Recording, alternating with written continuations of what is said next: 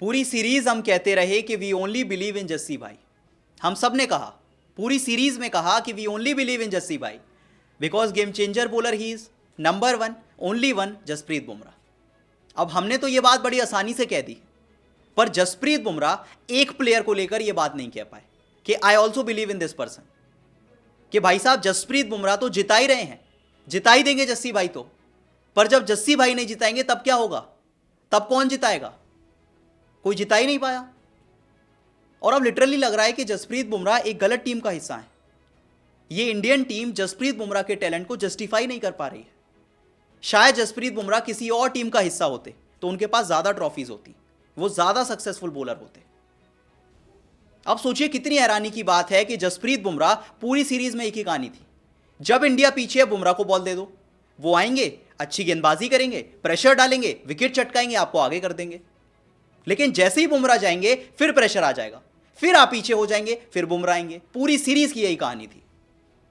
अब सोचिए कितनी हैरानी की बात है कि आपकी टीम का एक प्लेयर आकर 32 विकेट चटकाता है, एक सीरीज के अंदर 32 विकेट चटकाता है, प्लेयर ऑफ द सीरीज जीतता है, लेकिन फिर भी जब सीरीज खत्म होती है तो वो हारी हुई टीम का हिस्सा है, जीती हुई टीम का हिस्सा नहीं है। तो कैसे जस्टिफाई कर रहे हैं आप उनका टैलेंट?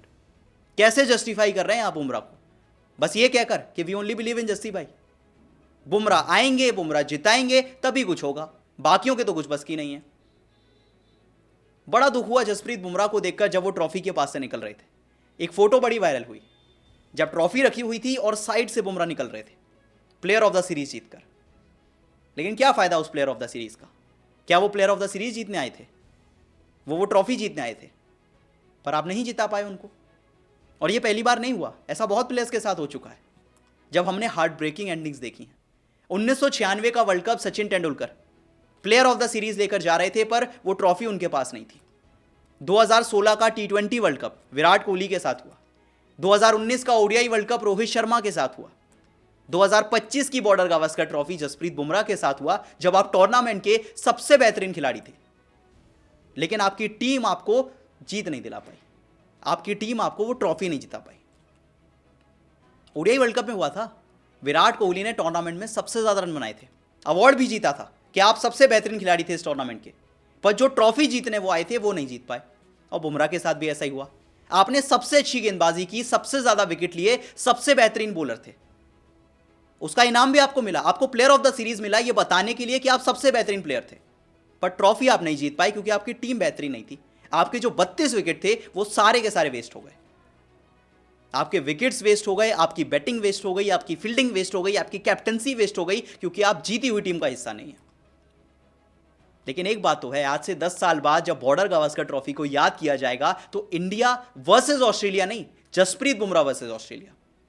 इस पूरी सीरीज में बुमराह ने 32 विकेट चटकाए, जो सबसे ज्यादा थे। ना ऑस्ट्रेलिया ना इंडिया कोई इतने विकेट नहीं ले पाया। बुमराह के पास सबसे ज्यादा 5 विकेट हॉल थे। पर्थ के मैदान पे कप्तानी करते हुए अपनी टीम को जिताया था, पर्थ के मैदान पे प्लेयर ऑफ द मैच जीता था, और पूरी सीरीज के सबसे बेहतरीन प्लेयर बनकर प्लेयर ऑफ द सीरीज जीता। Jasprit Bumrah modern day cricket के सबसे बेहतरीन खिलाड़ी हैं, सबसे बेहतरीन बॉलर नहीं, सबसे बेहतरीन खिलाड़ी हैं, इसमें कोई डाउट नहीं है। जसप्रीत बुमराह, बॉर्डर गावस्कर ट्रॉफी, कितना बड़ा डिफरेंस है जसप्रीत बुमराह और बाकी के बॉलर्स में। मैं आपको डिफरेंस बताता हूं। जसप्रीत बुमराह 32 विकेट चटकाते हैं 13 के एवरेज से, 28 का स्ट्राइक रेट, 3-5 विकेट हॉल।